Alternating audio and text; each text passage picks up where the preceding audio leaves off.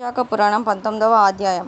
నారాయణం నమస్కృత్య నరం చైవ నరోత్తమం దేవీం సరస్వతిం వ్యాసం తతో జయముదీరయేత్. పిశాచత్వ విముక్తి. నారదుడు అంబరీషునకు వైశాఖమహాత్మ్యం నింకను వివరించుచున్నాడు. శృతకీర్తి శృతదేవునికి నమస్కరించి ఇంకనూ వైశాఖమహాత్మ్యమును దయయుంచి వివరింప కోరుచున్నానని ప్రార్థించెను. శృతదేవుడు ఇట్లనెను: రాజా, జన్మజన్మల పుణ్యమున్నప్పుడే భగవంతుడగు శ్రీహరి మహిమను వ్రతముల గొప్పదనమును తెలుసుకొనవలెనను బుద్ధి కలుగును. ఇట్టి ఆసక్తి గల నీవు భాగ్యశాలివి.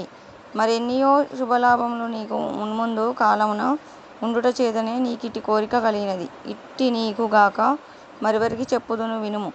వైశాఖమున సూర్యుడు మేషరాశి యందుండగా ప్రాతకాల స్నానమునాచరించి శ్రీహరిని పూజించి శ్రీహరి కథను విని యథాశక్తి దానములను చేసిన వారు శ్రీహరి లోకమును తప్పక చేరుదురు. వైశాఖ పురాణమును చెప్పుచుండగా దానిని శ్రద్ధగా వినక మరియొక దానిపై ఆసక్తి కలిగిన మూఢుడు అజ్ఞాని రౌరవమను నరకమును పొంది పిశాచమై యుండును.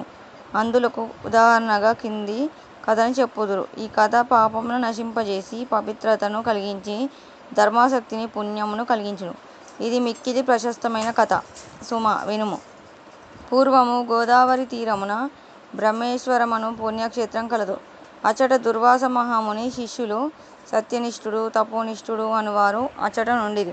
వారిద్దరును మహాజ్ఞానులు, సర్వసంగ పరిత్యాగులు, ఉపనిషత్తులను బాగుగా చదివినవారు, అందలి భావమును గ్రహించినవారు.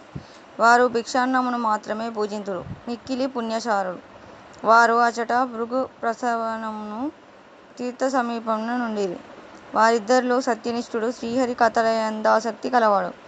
చెప్పువారు లేకున్నచో తానే శ్రీహరి కథలను వివరించును.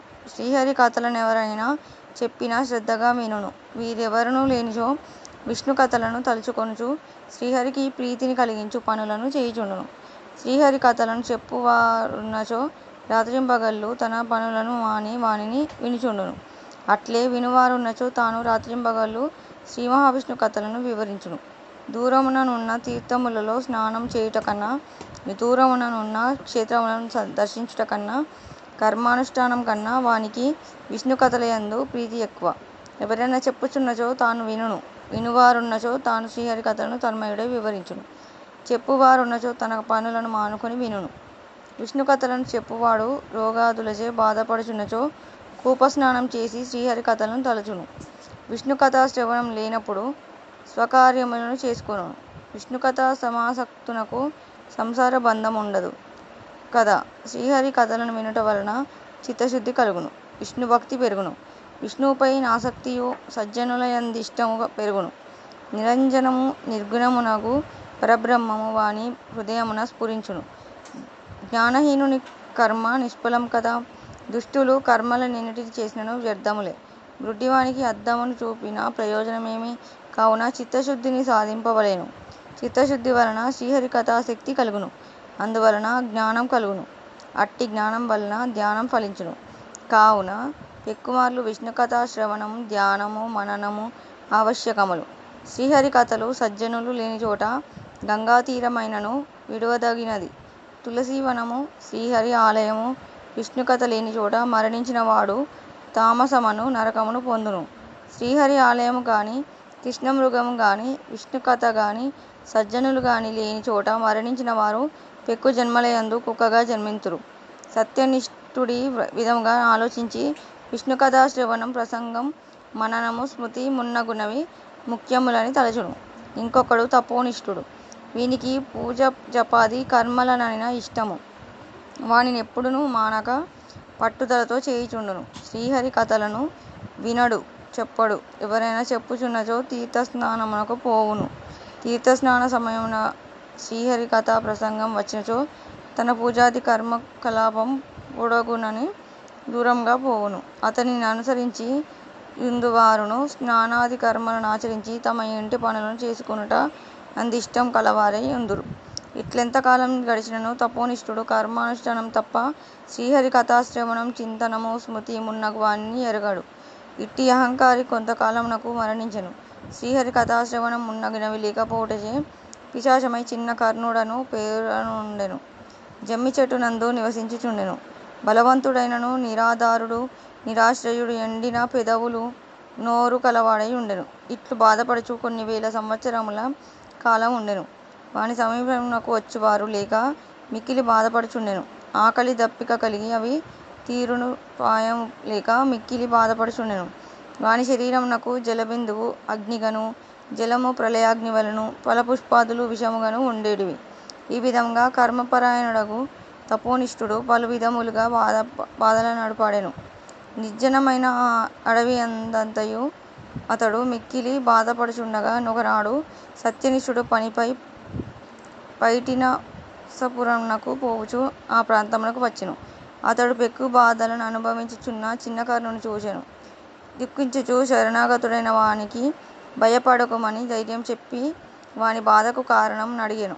అతడును నేను కర్మనిష్ఠుడను వాడను, దుర్వాస మహాముని శిష్యుడను, కర్మపరతంత్రుడనై శ్రీహరి కథా శ్రవణాదులను చెయ్యని వాడను, మూఢుడనే కర్మలని ఆచరించుట వలన నిట్టి వాడైతినని తన వృత్తాంతమునంతయు వానికి చెప్పెను. నా అదృష్టవశమున మీ దర్శనమైనది. నన్ను మీరే రక్షింపవలెనని పలు విధముల ప్రార్థించెను. వాని పాదములపై పడి దుఃఖించెను. సత్యనిష్ఠుడు వానిపై జాలిపడెను. తాను 2 గడియల కాలం వైశాఖ పురాణ శ్రవణం చేసిన ఫలమును వానికి సోదకముగా సమర్పించెను, ధారపోసెను. ఆ మహిమ వలన కర్మనిష్ఠుని పాపములు తొలగెను. వాని పిశాచరూపం పోయి దివ్యదేహము కలిగెను.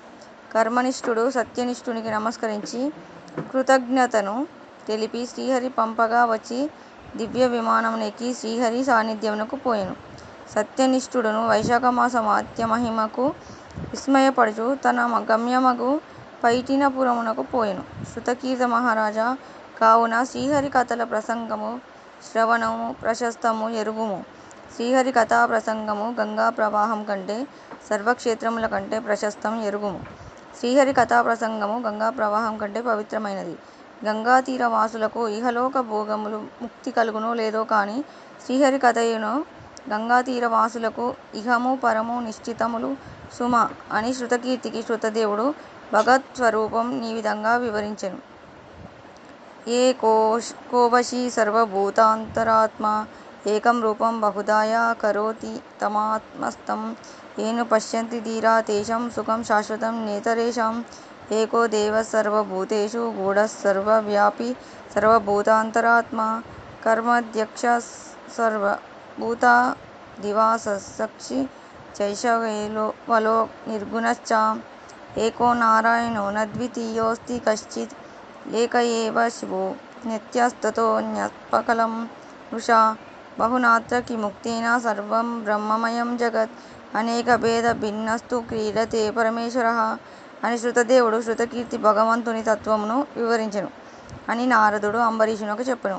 వైశాఖ పురాణం 19వ అధ్యాయం సంపూర్ణం.